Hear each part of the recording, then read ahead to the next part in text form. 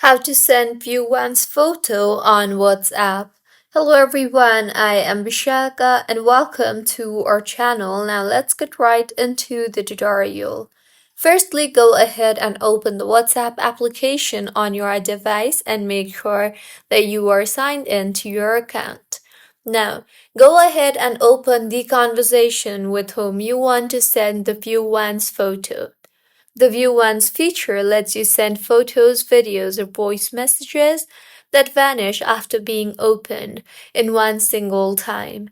The recipient cannot forward, save, star, or replay them. So tap on the camera icon you see there beside the text box and further go ahead and take a new photo, video, or you can also pick one from your gallery.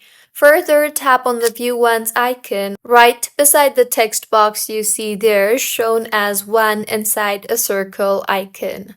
Tap on that and when the icon turns green, you are in View Once mode as you can see here. So tap on the OK option you see there and then tap on the send button. Once sent, only that single media file will be sent in View Once mode. You will need to enable it again for any new type of media that you want to share.